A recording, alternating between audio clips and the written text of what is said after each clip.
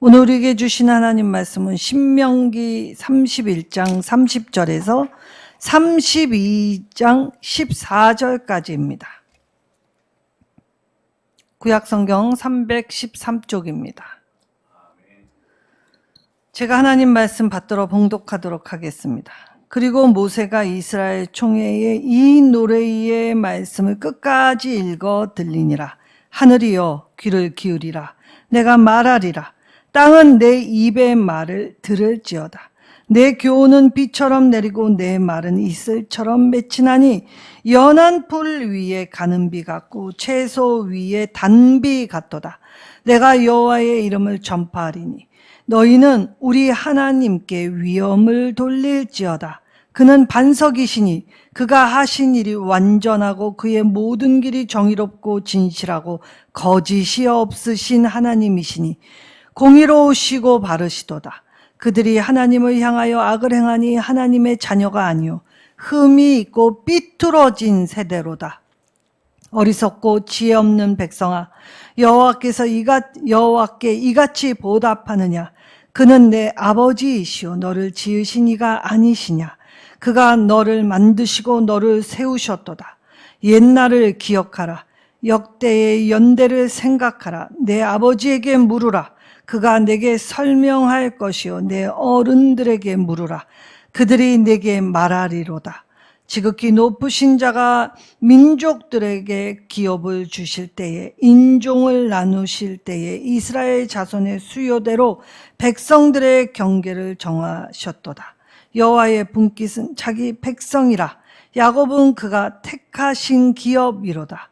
여호와께서 그를 황무지에서 짐승이 부르짖는 광야에서 만나시고 호위하시며 보호하시며 자기의 눈동자같이 지키셨도다. 마치 독수리가 자기 보금자리를 어지럽게 하며 자기의 새끼 위에 너풀거리며 그의 날개를 펴서 새끼를 받으며 그의 날개 위에 그것을 엎는 것 같이 여호와께서 홀로 그를 인도하셨고 그와 함께한 다른 신이 없었도다. 여호와께서 그가 땅의 높은 곳을 타고 다니게 하시며 밭의 소산을 먹게 하시며 반석에서 꿀을 굳은 반석에서 기름을 빨게 하시며 소의 엉긴 젖과 양의 젖과 어린 양의 기름과 바산에서 난 순양과 염소와 지극히 아름다운 밀을 먹이시며 또 포도주의 붉은 술을 마시게 하셨도다. 아멘. 자, 솟아나는 생명의 샘. 자, 하나님은 말씀으로써 우리에게 은혜를 주실 때에 우리가 충분히 잘 자랄 수 있는 양을 공급하십니다. 특별히 오늘 본문의 말씀에 2절에는 이 연한 풀 위에 가는 비 같다라고 하죠. 이 구약 성경에서 딱 한 번 나오는 단어입니다. 자, 사람이 수고하여 농작물을 가꾼다 할 때에 자, 사람의 수고와 대조되는 것은 바로 하늘에서 내리는 비와 햇빛이었습니다. 자, 이때에 농작물을 해칠 정도로의 양으로 비가 내리면 농작물은 열매를 맺을 수 없죠. 그런데 여기서 말하는 가는 비, 단비는 어떤 것이냐면 농작물이 잘 자라날 수 있도록 이 땅에서 솟아나는 샘물을 의미하는 단어입니다. 그러니까 풍족하게 자랄 수 있도록 공급하시는 아주 특별한 비를 의미하죠. 자, 모세가 출애굽기 15장에 이집트에 나올 때에 승리의 노래를 불렀습니다. 자, 하나님의 사역자로서의 시작은 승리의 노래로 시작하였죠. 그런데 오늘 이 신명기 32장에 나온 모세의 노래를 통해서 마지막 노래는 이 권면의 말, 강력한 말로 이 경고의 노래를 부르고 있다는 사실이죠. 자, 그러면 우리의 미래사 참 암울합니다. 그리고 도무지 희망이 없을 것 같이 보이지요. 그러나 하나님의 사랑이 우리의 암울하고 희망이 보이지 않는 현실을 넘어서 이 큰 사랑이 우리를 이 죄인이라 할지라도 부어주시는 충만한 사랑으로 다시 거듭나게, 다시 충족하게 세워주신다는 것이죠. 그래서 오늘 이 노래를 부르게 될 때에 사실 모세가 이 노래를 지어 부르려고 했던 건 이들의 암울한 미래 사이에 언젠가 문득 떠올리어서 다시 돌이키게 하기 위한 노래를 지어 그들의 늘 부를 수 있게 하였다는 것이죠. 자, 우리는 예배 때마다 찬송을 부릅니다. 그리고 하나님 말씀도 듣지요. 매번 부르던 찬송, 그리고 들었던 본문인데 어느 날 문득 그 말씀이 10번 들었고 100번을 들었다고 해도 전혀 새롭게 다가올 때가 있죠. 찬송도 마찬가지입니다. 자, 우리가 어느 날 불렀던 똑같은 그 찬송이 이 눈물이 흐르게 되고 마음이 움직여지면서 말할 수 없는 탄식, 말할 수 없는 기쁨, 말할 수 없는 이 은혜를 체험하게 될 때에 부르는 노래는 전혀 다른 노래이지요. 전설에 나오는 가시나무 새. 자, 이 새는 살아서 단 한 번도 울지 않는 새로 유명합니다. 근데 언제 우냐? 딱 한 번, 죽기 직전에 한 번 운다고 하죠.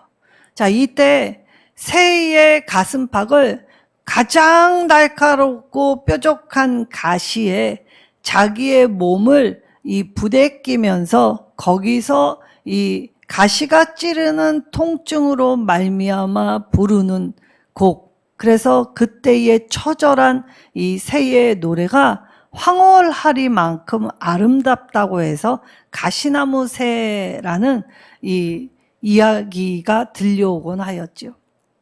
자, 어쩌면 모세도 이 하나님의 사역자로서 수많은 시간, 사건, 그리고 여러 가지의 일을 겪으면서 이제 마지막을 준비하게 될 때에 어쩌면 이 가시나무 새처럼 가장 뾰족한 가시에 자기의 중요한 가슴, 심장이 있는 곳을 향해 그걸 품으면서 부르는 노래가 이 모세의 노래가 아니었을까 하는 생각이 듭니다.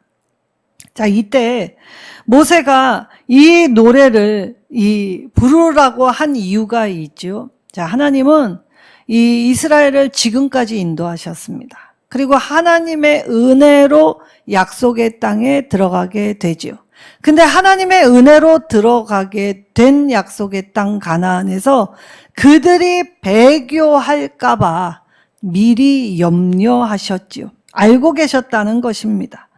자, 하나님은 가나안 정복에서 이들이 실족하거나 이들이 힘에 겨워 어려움에 허덕이는 걸 염려하신 것이 아니라 오히려 풍성할 때에 하나님을 떠나게 될 것을 염려하십니다.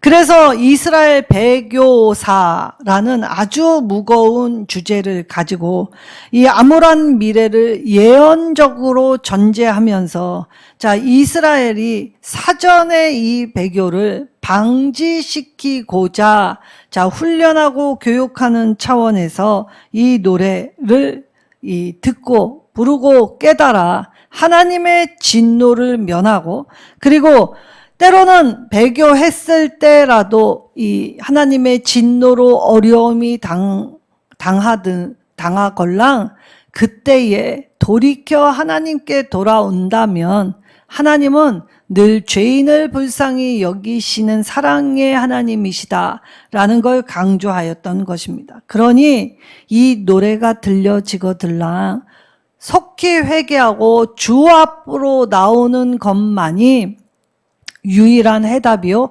정답이 될 수 있다라고 하였습니다. 자, 저도 이 여러 가지의 일 중에 잊히지 않는 노래가 몇 장 있습니다. 자, 여러분은 잘 모르시겠지만 제2 외국어를 배울 때 특별히 고대어 지금은 사용하지 않는 이 히브리어나 헬라어, 자, 지금 사용하는 현대 히브리어와 성경이 쓰고 있는 고대 히브리어는 전혀 다릅니다. 자, 그럴 때에 그 알파벳을 외우려면 참 외워지지 않지요. 그래서 이 공부를 잘 가르치는 선생님은 이 알파벳에 음정을 넣어서 이 노래를 부르면서 이 알파벳을 외우게 하였습니다. 자, 이 노래를 하도 불렀더니 자면서도 제가 부르고 있었던 경험이 있습니다.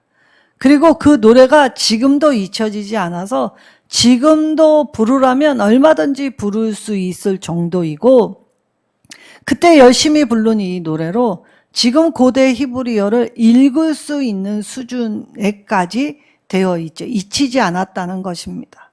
너무 강력하게 외우다 보니까 그것이 지금까지 몸에 배고, 그리고 그것을 기억했기 때문에 이 잊히는 고대어를 지금도 보면 읽을 수 있는 수준이 된 건 바로 이 노래 덕이었습니다.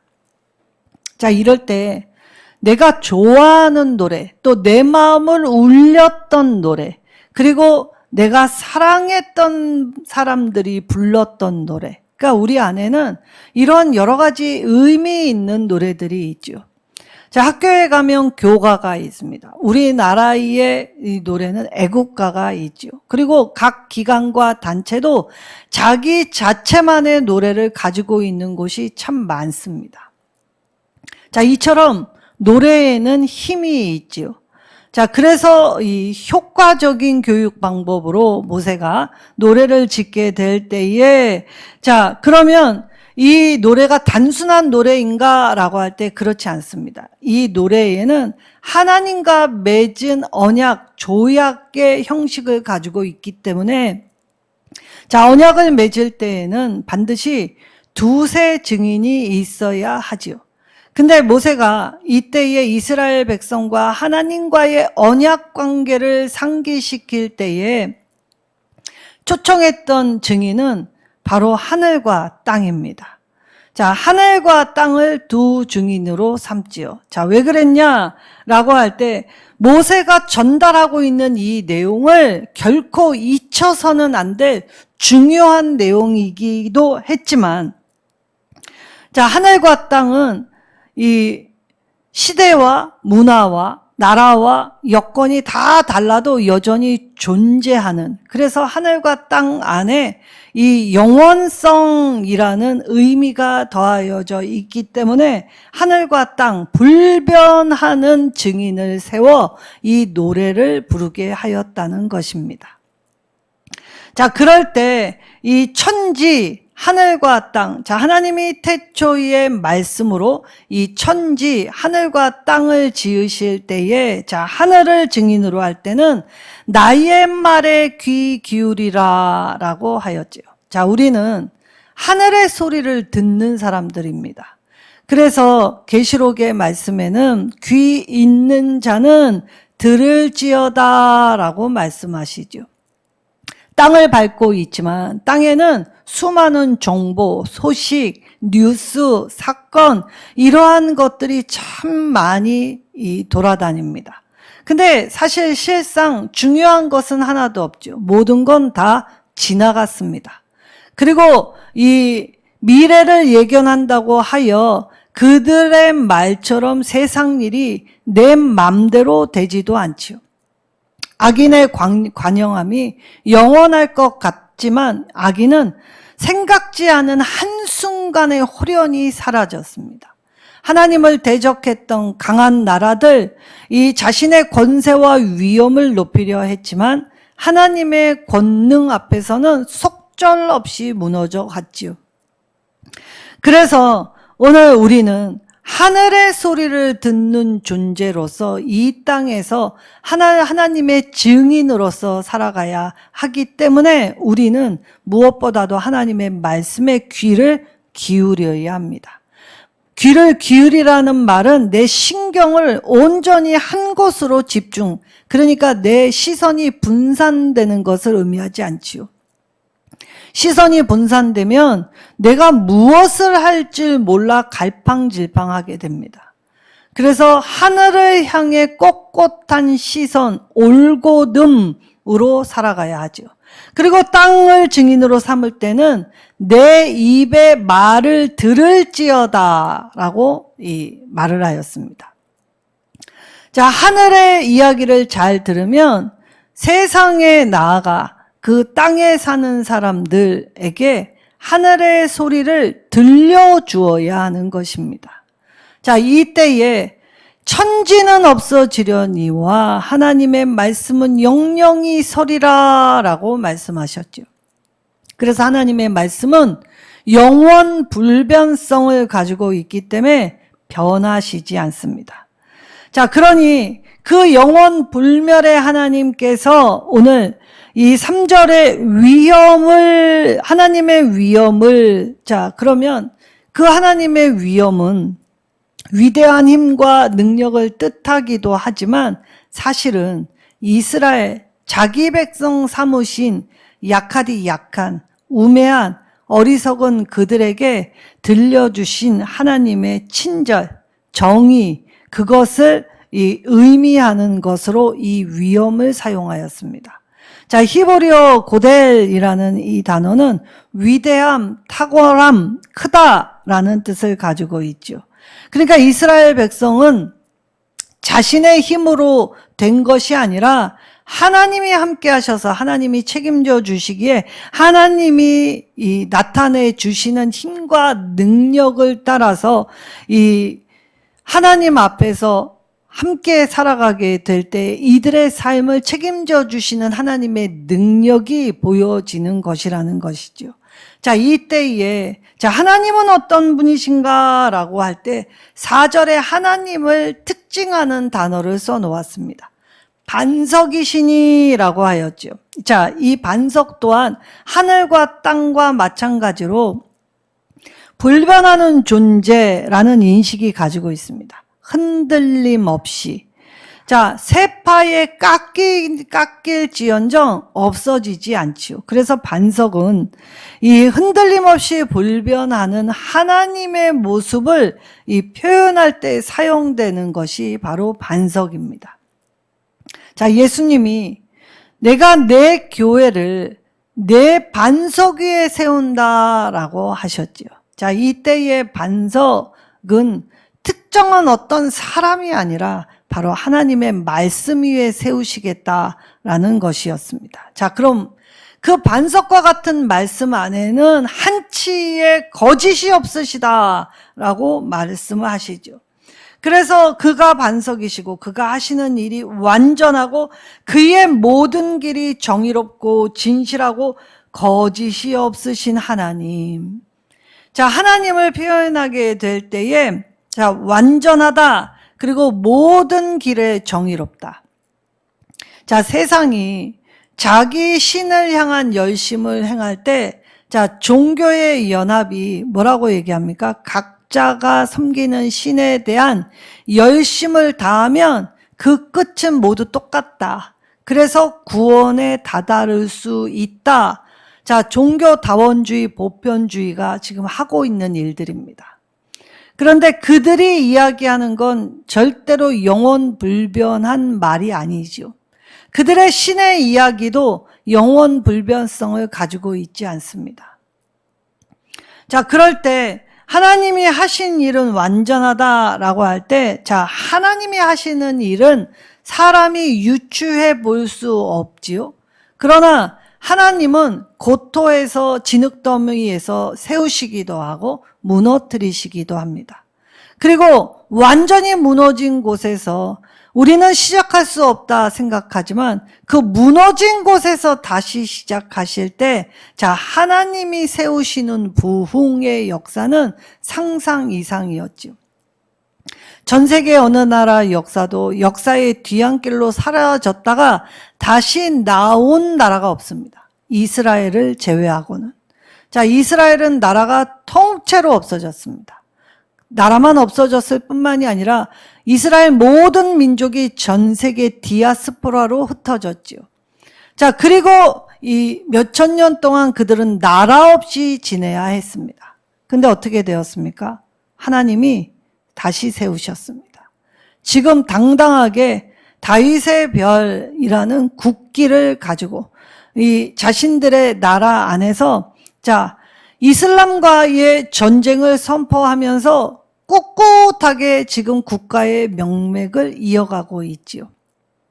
그런 점에서 보면 이스라엘은 전 세계 유례 없는 나라가 되었습니다.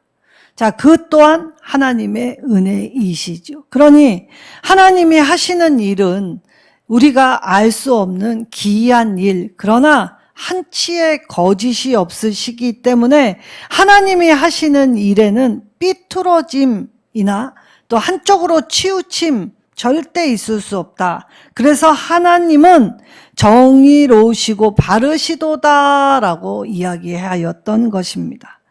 그러니 가나안 정복이 그들의 능력이 아니라 이처럼 위대하시고 탁월하신 하나님이 이끄셔서 주셨다는 것을 볼 때, 그럼 이스라엘은 어떤 역할이었냐? 하나님의 조력자의 역할을 감당했던 나라였다는 것입니다. 근데 조력자가 주인 행사를 하기 시작하면서 이 하나님의 은혜를 저버리고 그리고 이 하나님의 징계를 받을 수밖에 없었지요. 그래서 이 하나님이 약속을 반드시 이루어 주실 때 이 하나님의 공의 앞에서는 뒤틀림이거나 삐뚤거나 굽은 것이 없다. 그러니 하나님이 이러시니 하나님과 언약을 맺은 우리도 똑같아야 한다는 것입니다. 뒤틀렸거나 또 굽은 것이 없거나 또 흐트러진 상태가 되면 안 된다라고 말씀하셨죠. 그런데 현실이 어떠합니까? 우리는 뒤틀려 있습니다. 그리고 연약하여 쉽게 낭패하고 쓰러지지요. 사실 우리가 믿음으로 이 감당한다 입술로 고백하지만 사실 믿음으로 반응할 때보다 내 감정으로 반응할 때가 더 많이 있다는 것입니다. 그러니까 사실 우리가 하나님께 바라는 것은 고난 없는 평온함, 그것을 추구하며 나아가는 이 모습을 종교 생활을 신앙 생활로 뒤바꿔 우리도 받아들이고 있지 않는지 돌아보아야 하지요. 하나님은 우리의 이 생각과 마음과 우리가 행하는 모든 일을 다 보고 계시고 알고 계시는 분이십니다. 그러니까 우리가 하나님이 이 완전하고 정의롭고 진실하고 거짓이 없으신 그 길을 여실 때 우리가 주님의 뒤를 따라가게 된다면 어떤 상황에서도 흔들리지 않는 바위에 같은 반석과 같은 모습이 되어야 하죠. 나는 흔들릴 수 있지만 내 안에 계신 하나님은 결코 흔들릴 수 없기에 중심을 다시 하나님께로 돌리고 시선을 하나님께로 향하게 될 때에 우리가 걸어가는 과정 안에서 이 우여곡절이 마침내 비로소 이루어지는 날까지 때로는 훈련을 통해서 또 때로는 침묵하시는 하나님을 보면서 이 하나님을 더 의지하고 하나님께 맡기며 나아갈 때, 그럴 때 이스라엘 사회에서는 아버지가 아들을 훈육시킬 때 아주 단호하고 엄격하게 훈육을 시킵니다. 이때 아버지가 이 아이들을 빨리 성인처럼 자라날 수 있게 하는 두 가지의 도구가 있었는데 하나는 막대기와 다른 하나는 책찍이였습니다. 그러니 이 아버지의 엄한 훈육이 견딜 수 없는 아들이 종종 엄마의 치마 속으로 도망을 가지요. 근데 그것도 잠시일 뿐입니다. 그 이상 허용하지 않습니다. 그러니 남성 체계에서 이 훈육을 혹독할지라도 반드시 받아야 하는 이유는 생존을 위해서 선택해야 할 때 정신적으로 버티고 그리고 성장하는 것, 고통이 될지라도 그래서 그 과정을 다 통과하면 아들은 아버지의 뒤를 이어 가정을 책임질 수 있는 자가 되지요. 그럴 때 아들이 성장하여 자라나 아버지의 뒤를 이어 이 책임감 있는 모습을 가지면 그 모습 자체가 부모에게 영예가 되는, 이 영광을 끼칠 수 있는, 부모의 품에 이 자식으로서 할 수 있는 최고의 영예를 돌려드릴 수 있게 된다는 것입니다. 그래서 하나님이 우리를 이 아버지와 같이 이 훈육하실 때도 있지요. 그러나 하나님은 엄하신 분만은 아닙니다. 자, 이때 하나님의 사랑을 뭐라고 표현했냐라고 할 때, 오늘 이 염소와 독수리 두 동물을 비교하여 말씀하여 주십니다.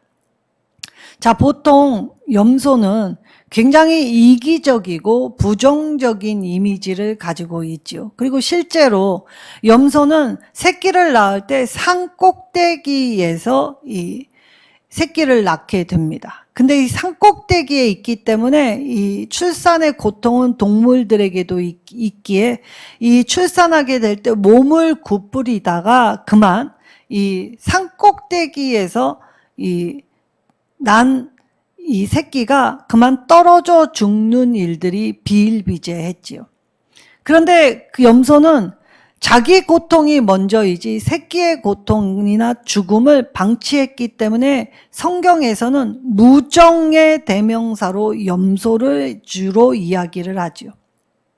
근데 반면 독수리는 어떠하였는가라고 할 때 유데라피 라쉬라는 사람이 자, 독수리에 대한 아주 특별한 해석을 내놓았습니다. 자, 다른 동물들은 자기 새끼를 두 다리 사이에다가 끼고 나릅니다. 자, 그러면 이 다른 새들은 두 다리 사이에 자기 새끼를 두는 이유는 적으로부터 보호하기 위해서 이 두 다리 사이에 새끼를 가두지요. 근데 독수리는 이 두 다리 사이에 새끼를 가두는 것이 아니라 자기 등날개로 업어서 나른다라는 표현을 하였습니다. 왜 그러냐? 자, 독수리는 맹금류입니다. 그렇기 때문에 천적이 별로 없습니다. 자, 그러니까 두려울 것이 없지요. 적으로부터 새끼를 보호하기 위해 이 두 다리 사이로 과들 필요가 없습니다. 그러니까 이 독수리는 자기 날개로 새끼를 극진히 업어서 비상할 때, 자, 어린 새끼는 이 부모 새의 등 위에서 더 넓은 세상을 볼 수 있게 되지요. 그러니 독수리를 위협할 만한 적이 없기 때문에 그런 면도 있지만 독수리는 자기 새끼뿐만이 아니라 다른 독수리의 새끼도 극진하게 돌볼 수 있는 종이라고 합니다. 그리고 이렇게 극진한 이 부모 새의 사랑을 받은 이 새끼 새가 성장을 하면 자기가 받은 사랑을 이 늙은 부모 새를 돌봄으로써 이 서로 간 사랑이 가득한 동물의 표상으로 독수리를 뽑았다라고 하죠. 그래서 하나님이 이 십계명 5계명에 부모에게 이 공경하고 순종하고 잘할 때 주신 장수의 복을 동물들에게도 적용을 하실 때 이 독수리가 형제의 사랑과 부모 사랑, 이것이 극진히 이들이 서로 돌보는 모습이 아름다워 짐승들에게까지도 이 장수의 복을 주셔서 독수리의 생명력은 100년을 간다고 합니다. 자, 그러니까 오늘 이 하나님이 주시는 이 엄청난 은혜와 이 특별한 사랑을 받으면서 자, 우리가 아버지가 아들을 양육하듯이 이 큰 사랑으로 때로는 혹독하게 때로는 넘치는 사랑으로 길러지게 될 때에 우리는 하나님 앞에서 이 극진한 사랑을 기억해야 했지요. 자, 그러나 무정한 염소도 산꼭대기에 그리고 독수리도 사실 자신의 이 새끼 새들을 산꼭대기에 두는 건 동일합니다. 그런데 어떤 동물은 무정의 표상이 되고 어떤 동물은 짐승이라 할지라도 사랑의 표상으로 갈렸다라는 걸 볼 때에 자, 하물며 짐승도 이러할진데 하나님의 형상을 닮은 우리가 어떠해야 하겠습니까? 자, 이때 자, 그러면 1절에서 이 조약의 효력을 발휘하기 위해 두 증인을 초청할 때 이 모세가 이 간곡하게 전하고 싶은 말, 여기까지 인도하셨네 라고 노래하면서 앞으로의 길을 인도하실 하나님을 왜 믿지 못하는지, 왜 의심했는지, 왜 하나님을 이 슬프게 하는지, 그것에 대한 안타까움이 있었기 때문에 아주 강력한 말로 자기의 마지막 유언을 이처럼 권고하였을 때 강력해서 강권하였다라는 것입니다. 자, 그러면 두 증인을 부름으로써 이 노래를 2절에서 시작하지요. 자, 이때의 이 노래의 내용을 보면 이 영원성과 불변성, 그 노래의 장엄함, 그래서 순종할 때 주시는 복, 그리고 이 축복이 얼마나 유익했는가라고 할 때 성경에 여기 표현되어 있는 가는 비, 단비, 그리고 소나기, 아침 이슬 같다라는 표현을 하셨던 것입니다. 그러니까 때때로 매일매일 이스라엘은 비가 오지 않아도 이 이스라엘 양으로도 충분히 식물이 자랄 수 있지요. 매일매일 은혜는 한결같이 내렸다는 것입니다.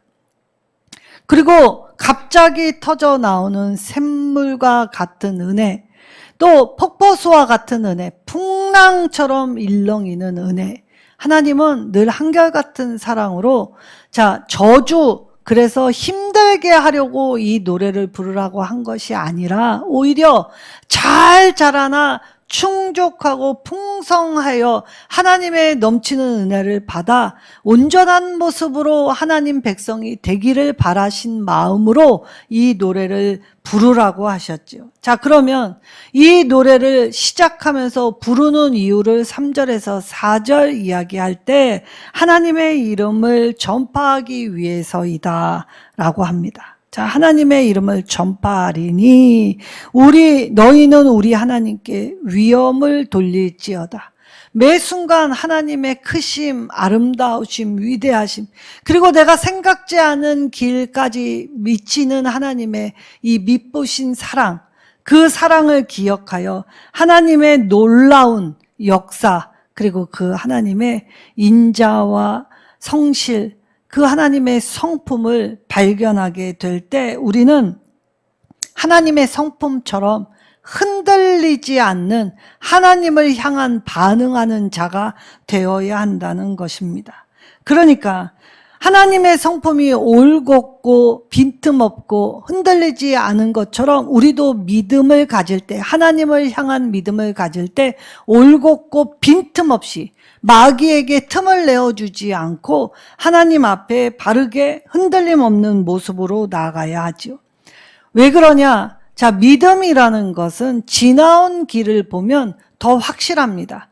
그래서 5절과 6절에 지난 40년 동안 이스라엘을 어떻게 인도하셨는가 하나님의 사역을 말을 하여 주지요. 하나님의 신실함에도 불구하고 이들은 끊임없이 불평, 아주 작은 걸 참지 못해서 악을 행하였습니다. 자, 뒤틀린 걸음만 걸으며 악을 행하지요. 패역하고 목이 굳은 백성이다라는 말을 들었습니다. 자, 패역하고 목이 굳다는 말은 아직도 말씀을 들려줬는데도 지혜를 가지지 못하고 하나님의 뜻을 분별하지 못, 뜻대로 살아가지 않고 여전히 자기 고집, 자기 방식을 고집하고 있었다라는 것이죠. 그러나 하나님은 하나님의 언약을 쉽게 바꾸시지 않았습니다. 그래서 7절에서 9절 아브라함부터 시작해서 출애굽, 광야, 가나안 땅에 입성 전까지 전적인 하나님의 은총 기술할 때 아득히 먼 옛날부터 그 사람으로부터 시작하여 지금의 나까지 하나님이 어떻게 행하셨는지, 그래서 우리는 과거의 뒤안길을 쉽게 잊혀서는 안 됩니다. 반드시 기억하라고 하셨습니다. 내가 너를 어떻게 업었고 어떻게 너와 함께 걸었고 내가 너를 어떻게 도왔는지 절대 쉽게 잊히지 말아라. 그래서 믿음은 보이지 않는 것의 증거가 되는 것이죠. 자, 그럴 때 그럼에도 불구하고 우리의 약함은 10절에서 12절 방황합니다.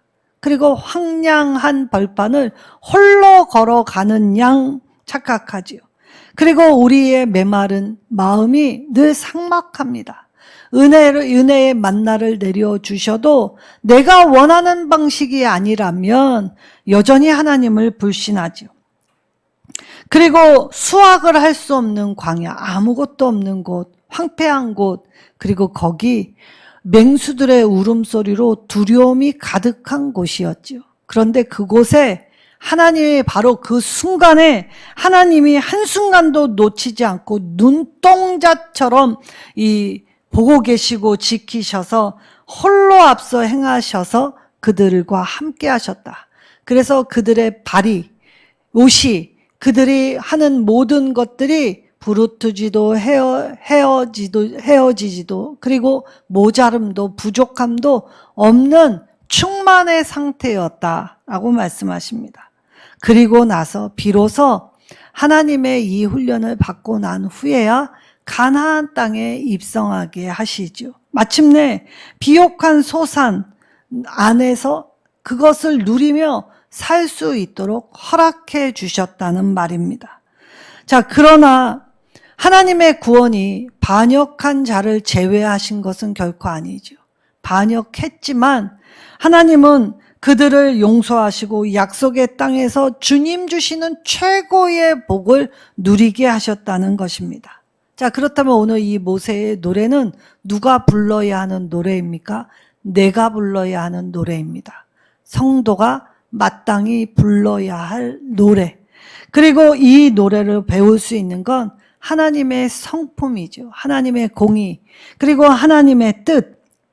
그렇다면 우리가 이렇게 이 노래를 부름으로써 우리의 삶의 기초를 말씀의 반석, 흔들리지 않는 하나님을 의지, 하나님께 집중, 그리고 하나님께 시선을 고정하여 이 세상의 모든 이 의미, 목적, 그걸 발견하고 깨닫고 하나님 앞에 내가 살아야 할 이유를 하나님의 말씀 위에 둘 때, 하나님은 하나님의 인정받는 주의 사랑하는 백성, 자녀, 제사장이라고 하시죠. 이때 하나님의 인정을 받는다는 것은 내 존재를 인식하는 것입니다. 아담아, 내가 어디 있느냐라고 물을 때 하나님은 그 물음 안에서 질책하신 적이 없습니다. 죄를 짓고 숨어 있는데 너 스스로 네가 선 자리를 네 눈으로 직접 목도하고 그리고 내 앞으로 나와 이 신앙의 자기 객관화, 그래서 어찌할 수 없는 죄인이구나 라는 걸 인식할 때 그 죄인이 할 수 있는 최고의 영예 하나님을 찬양하고 하나님의 선하심을 선포하여, 그래서 내가 종교 생활이 아닌 진짜 신앙생활로 하나님이 내게 주신 직분, 그리고 하나님이 내게 주신 사명, 하나님과 함께하는 일, 하나님의 조력자로서의 이 지위와 신분을 지키며 충성되이 함께 걸어가라고 말씀하십니다. 우리 이 노래 죽을 때까지 나의 시작의 노래이요 나의 이 마지막 노래가 되게 하옵소서. 내가 성도로서 마땅히 불러야 할 이 노래, 하늘의 음성을 듣고 땅에 선포하는 일에 주저하지 않고 외면하지 않고 내 생활을 돌아볼 뿐만이 아니라 다른 사람의 삶에도 유익을 끼치게, 그래서 다른 사람을 조종하는 것이 아니라 그 사람이 그 사람답게 살 수 있도록 도와주는 역할로 살아가라고 말씀하십니다. 배교하면 끝은 정해져 있지요. 그러나 배교하는 순간에도 돌이킨다면 하나님은 은혜를 베풀어 주시는 분이십니다. 오늘 저와 여러분에게도 동일한 이 노래에 담긴 언약을 함께 맺어 주셨지요.